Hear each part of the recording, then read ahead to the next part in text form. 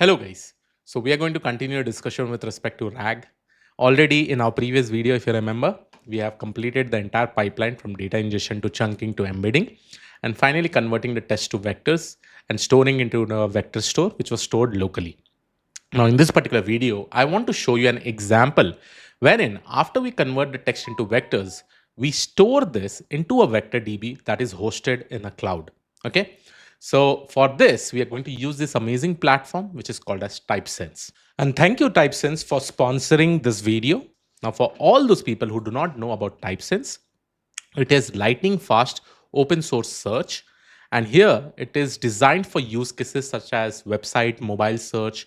It provides amazing features like instant search, natural language support, semantic and vector search capabilities, right? So if you just go ahead and search for something, right? Let's say that there are so many different kind of records over here, how fast it is able to probably make that particular search and display you the result, right? So that is the most amazing thing. Now you may be thinking why Typesense is really fast when compared to other vector databases that are available. So this is actually built in C++ and it is written in an in-memory architecture. And because of this, it is incredibly fast and memory efficient. Now in this particular video, I am going to show you that how we can go ahead and work with Typesense Cloud, how we can create a collection over there directly from our code, how we can actually perform the data ingestion, performing the embedding, storing the entire vector inside this particular database as in a vector DB, and then how we can query it and get the result. So all this specifically thing will be showed in this particular video. As in, we are just trying to develop a RAG application you can consider where our vector database is basically coming from Typesense Cloud, right? So let me go ahead and upload this. So first of all, I will showcase my previous code that I have actually written. Now I'll close this, and here what I will do, I will quickly first of all go to my requirement.txt and we will go ahead and import one more library which is called as Typesense. Okay, so this Typesense needs to be installed. So I will go to my command prompt and I will write uv add Typesense. Okay, so once the installation happens, so here you'll be able to see that the installation will take place, and here you can see that Typesense 1.1 is basically installed. So once we do this, the next thing that I will do, I will go ahead and write typesense.ipynb. Okay, now inside this ipynb, I will go ahead and select my kernel, and then we will start writing the code over here. And the code, this will be with respect to creating a RAG application using Typesense. Okay, using Typesense. Perfect. Now, once this is done, first of all, you need to go ahead and sign up into this particular account. So once you go ahead and sign up with any email ID, right, the first thing that you will see is that it will tell you to probably go ahead and make a new cluster. And initially, this new cluster can be created for this default configuration completely for free. And you can also go ahead and create some of the collections inside this particular clusters. Okay, so here what I will do, I will just go ahead and click on launch. Okay, so once I go ahead and click on launch, here you will be able to see that your cluster is being provisioned. And after this, we will also go ahead and create our own API keys. Okay, so let this happen. It will probably take around 4 to 5 minutes. So till then, what I will do, I will go back to my ipynb file, and from here I will start writing my code. Okay, now step by step I will show you that how I will be creating the entire data ingestion pipeline along with that embeddings, and then how I will go ahead and store inside this particular vector database collection that is available inside our Typesense. Okay, so step by step I will go ahead and show it. So first thing that you have to do is that we will go ahead and import Typesense. Since we have already we have already installed this, so I think it will tell me that, hey, it is giving me an error. No worries, I'll just say import Typesense, and now you can see that I'm able to work with this in a very easy way, and it is imported correctly. That basically means the library has been installed correctly. Okay, now the first thing is that when I need to create the Typesense collection, right? So inside this particular platform, after this cluster is being initialized, so we also need to go ahead and create a collection. The collection will be the place where we will be storing the entire vector store, right? So for that, in order to create the collection, or in order to access this particular DB, what we need to do is that we need to go ahead and create a Typesense client. Okay. So now what we will do, we will quickly go over here and I will go ahead and write client is equal to, okay, I'll create a variable. I'll use the same Typesense dot client. Here you can see that I'm using this dot client function, and inside this dot client function, right, inside this dot client function, we have to go ahead and provide some information. Okay, now what all information we need to go ahead and provide? So let me paste it over here so that you'll be able to understand. So here you can see that I'm providing some nodes information over here. So for the first, inside my nodes, there is something called as host, there is something called as port, there is something called as protocol. Okay. And along with this, we also provide API key and we also provide connection timeout. Okay. Now by default, you may be thinking, Krish, where did this host come from? Where did this port come from? Where did this protocol come from? Or where did this API come from? Right. So we will be discussing about this, but understand why we are specifically creating this client, so that we will be able to communicate with our Typesense cloud platform. Right. Now the question rises, Krish, how do we decide what host we really need to use? Okay. Let's say that you want to just go ahead and use local. So what I will do, I will say local over here. That basically means I'm working at local. So I'm just writing local over here. You can go ahead and provide any port that you want which is available in your local, let's say 8080. And then if you're just using local, you can also use HTTP, right? So this is basically the local configuration. And here you also don't require any API key. Okay, so let's say that if I go ahead and write XYZ, this is more than sufficient. Like API key is not there, right? So since in local you don't require an API key, but if I'm specifically using the cloud platform, we make this specific changes. So let me see that whether this is got initialized or not. Still, it is taking some amount of time for initialization, but it is going to take for the first time for somewhere around 4 to 6 minutes. Okay, but later on we will go ahead and update these changes. So till now, what I will do, I will just go ahead and write like this, and I will just keep the default values. This is there, right? And this entire information, the host information, we will be getting from the cluster, right? The cluster that we are creating. Port number, whenever we are connecting to the Typesense cloud, you can see that by default, we need to use 443 and the protocol will be HTTPS. And this API key we directly get from the Typesense cloud.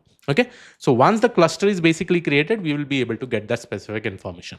So right now, I will just go ahead and execute this by putting some default values, and this is how my client looks like. Okay, so this is my Typesense client, and I will be using this particular client to create collections, to do anything that I really want. Okay, so all these things will be there. Now let me go over here and let me see that whether this cluster is initialized or not. Okay, so now here you can see that the cluster is initialized.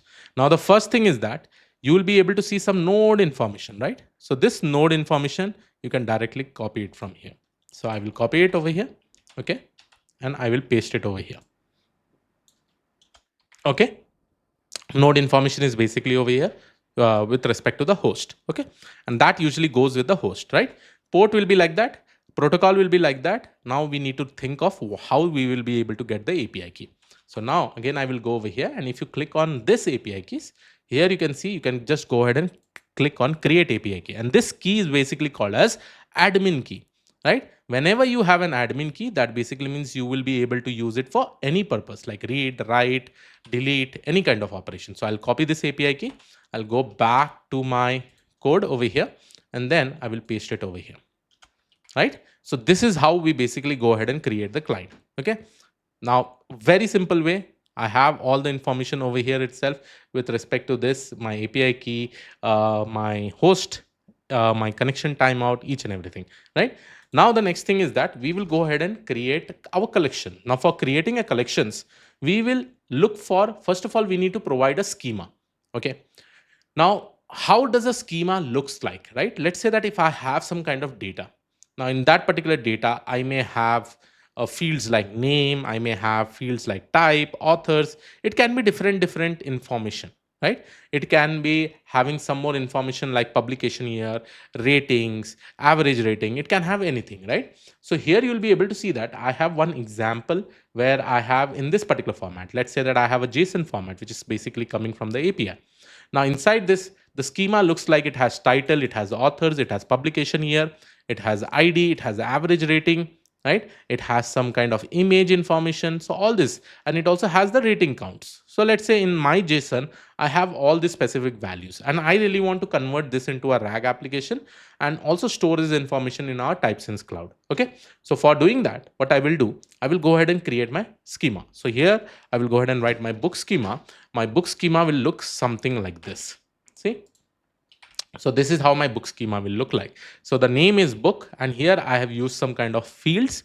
Inside my fields, it may have name, title, type. Okay, it may have name, authors, type, string, facet true. It may have, this is the key, the name can be publication year, type is int32, facet is true. Then again I have name, rating counts. You can see rating counts is also one of the feature that is available inside this JSON, right? It can be considered as a new column altogether, right? So all this is how we are setting up the schema.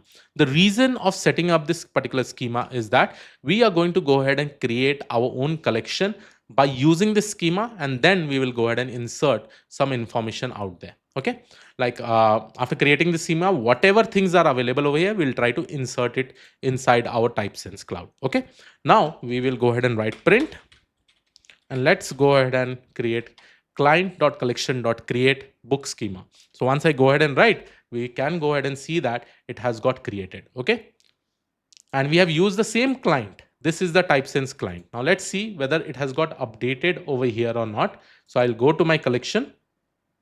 I will see that my books is been created, right? But still, I will not be able to see any kind of data. But here clearly you can see that in a very easy way. What did I do out of this particular code? In this particular code, you'll be able to see that I created my client, I created my book schema, and then we used client.collection.create a book schema wherein I created the entire collection. Now, once this is done, what we will do is that we will try to read this JSON file, books.json file, and then we will try to import all this particular information inside our collection. Okay.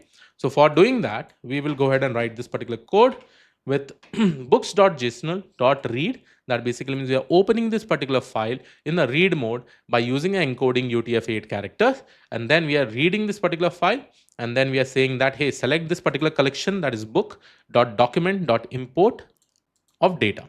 So with the help of this particular function, automatically the import will happen. So if I go ahead and execute this based on some amount of time, the entire information will directly go over here. So if I just go ahead and see the collection now, and here you can see the document count is 9979, right? In such an easy way, you are able to see that with the help of Typesense cloud, we are able to just go ahead and upload all the records, and all the records is basically shown over here, right? You have titles, you have publication year, rating count, average rating, all the informations over here is easily uploaded, and you can probably go ahead and do the search. Since Typesense supports faster search, you'll be able to probably do semantic search, you'll be able to do any kind of vector search, right? Now it's time that we go ahead and see the search, right? So the best part about the search is that when I go to this particular book, right, I can query by title, I can probably query by any kind of parameters, right? So I can query by title, I can do apply facet and filter by authors, publication date and all. Now in the coding side, how do I probably go ahead and apply the search parameters? Okay, so here what I will do, I will go ahead and create this. I'll create some search parameters. Okay. Inside the search parameter, first parameter is nothing but Q, and I have just seen this. Okay. So here you can see inside this is my query parameter, right? Q for query by, and all this criteria we'll try to put it over there in our code. Okay. So Q is nothing but, let's say I want to search for Harry Potter. Okay. So let's say I'm searching for Harry Potter in the book. Okay. There are some information related to Harry Potter, and let's say there is my another parameter which is something called as query by title authors, title comma authors. I can also do that query by title or authors, and finally I will also go ahead and sort by rating count in the description order, in the decreasing order. Okay, so now this actually becomes my search parameters. Okay, now by using the search parameter, now I can again go ahead and call my client dot collection dot books dot documents dot search based on this search parameter. So if I just use client collection dot documents dot search, And if I just give a query directly over here, it will be based on that. If I add some more additional parameters, it will be based on this particular information, that is query by and sort by. Okay. And once I probably do the search, you should be able to see that I'm getting 17 documents, and these are all my information that is probably coming from the vector DB. The most amazing part is that see how fast this is. Yes, how amazing and how fast this is, right? Now you may be thinking, Krish, can we also add filter by? Can we do some kind of filtering criteria? Oh, yes, definitely. So now here you can see that if I go ahead and write code, and here you can see filter by publication year less than 98, right? So once I do this, here you'll be able to see all the information which is less than 1998, like the publication year is less than 1998. You'll be able to see all those information over here. Now just imagine, this is what is the context, right? At the end of the day, if you remember, here what is the main aim? We are hitting the vector DB, we are getting the context. Now we can just give this context to our LLM and probably generate any kind of output that we want. Yes. So that is the reason why we are doing this specific thing. Whereas we are using some specific search underscore parameters called Harry Potter. I mean, getting this entire information out there, right? Now you can go ahead and write any kind of queries based on your requirement. Let's say that I also want to apply facet, right? So we had also a feature called a facet, right? So let's say my query is experiment. I'm giving the title, query by title, facet by authors, right? And average rating is equal to in decreasing order. So here you can see highlighted author names are there, value, all the information, Mahatma Gandhi, value Mahatma Gandhi, highlighted James Peterson, right? So here you will be able to see that much more in an amazing way. The result is basically been displayed. Now this is all the basic stuffs that we have learned already. Okay. Now the main thing is that, Krish, can we also do this with the help of LangChain? So the best part is that LangChain and Typesense plus Typesense. Yes, plus Grok LLM, and we can definitely go ahead and create a RAG application. Now let's try one more. With the help of LangChain, I will just go ahead and quickly create an entire simple RAG. Okay. And what I will do, I'll go ahead and create a new collection on the go. Okay. So this is my first libraries that I'm going to use. I'm going to use document loaders, text loader, vector stores, Typesense, LangChain, text splitter, character text splitter, LangChain embedding, Hugging Face embeddings will go ahead and use LangChain Grok, Chat Grok. So let's go ahead and use this. Okay. So these are libraries we'll be specifically using. Along with this, we will also go ahead and set up our Grok API with this API key. And I hope everybody knows how to get the Grok API key. I'll go ahead and use this. Now, there is one file over here, test.txt. So let's say that this is my file, and this is like an essay on artificial intelligence. What we'll do, we'll try to store this entire information with the help of LangChain directly into our Typesense cloud. Okay. So first of all, what we'll do, we will read this data by using text loader. Then we do loader.load. We get the documents. We apply character text splitter. Let's say that chunk overlap. We'll go ahead and apply 100. Text splitter.split documents. And finally, we go ahead and apply the embeddings. So embedding also, we are initializing it over here. If you're getting this deprecated warning, you can use LangChain underscore Hugging Face. So all these things I've already discussed in my entire RAG playlist. Okay. So here what we are doing, here we are doing data ingestion. Here we are doing pre-processing. Here we are splitting the documents. And with the help of these embeddings, we will go ahead and apply the embeddings. And the best part is that here you can see that I have also imported LangChain underscore community.vectorstores import Typesense, right? So Typesense is available in the form of a vector store also. You can also do it in local. You can also go ahead and do it in cloud. Okay. It is up to you. So however you want to probably go ahead and do it, you can go ahead and do it. Okay. Now, what I will do till then, I will go ahead and write doc search. Now I'll show you how we can use Typesense along with LangChain. So for here, what I am going to do is that I'll write Typesense.from underscore documents. Here I have given the documents, here embeddings, and then we have this Typesense client parameters. And here we are going to specify that entire information which we had, right? So if I go up, that all information we'll try to put it up. So this is my host. So let's say that this is my entire client. I will copy and paste it over here. Okay. Code. Okay. So we'll try to replace this. This is my host. My host will be pasted over here. Then 443 HTTPS And then this is my key. And here you can see my collection name is LangChain. That is what I have actually considered, right? Now, once I execute this, the best part will be that you'll be able to see the collection getting created. Okay. So now this has got executed. I think the collection has got created. So if I just go ahead and click on the collections and refresh it, here you can see LangChain. So there are 8 specific documents that is available over here. And here you can see autonomy, accountability, who's responsible when an AI system makes a mistake. So let's ask this question also. Okay.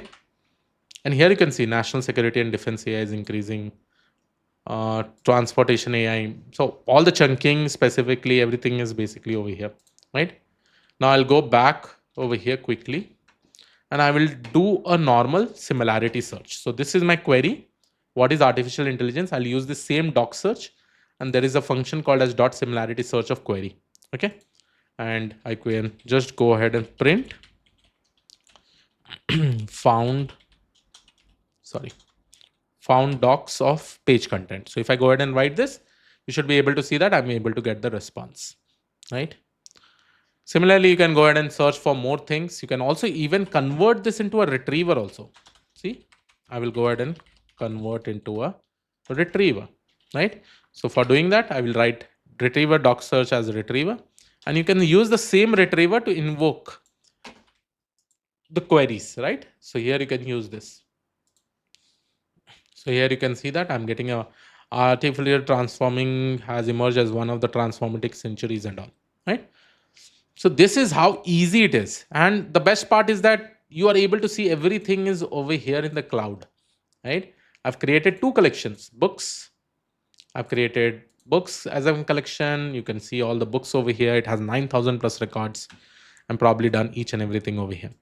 So this is one beautiful example where I try to showcase that how you can go ahead and use all these things and probably go ahead and see that how records have been getting appended, how you are able to add, how you are able to create collections. You can also do this in local. As I told you, the local setting is very simple. I'll just go ahead and set this to local. I'll give the port number of the local. I'll make this HTTP. API key is not required at all. Okay. But that is what we have actually able to do with the help of Typesense. You should definitely go ahead and use it. It is very, very fast. The open source alternative, it is written over here, easier to use alternative to Elasticsearch. Here from scrappy startups to household names, so many different clients are basically using. It has all these particular functionalities like search as your type, autocomplete, geo search, semantic search, recommendation, built-in RAG. And then here you can also go ahead and compare how it is different from the other search that is available out there. And since this is open source search, definitely go ahead and use it, right? So I hope you like this particular video. This was it from my side. Go ahead and implement more examples and let me know that whether you have understood it or not, right? So yeah, this was it from my side. I'll see you in the next video. Thank you. Take care.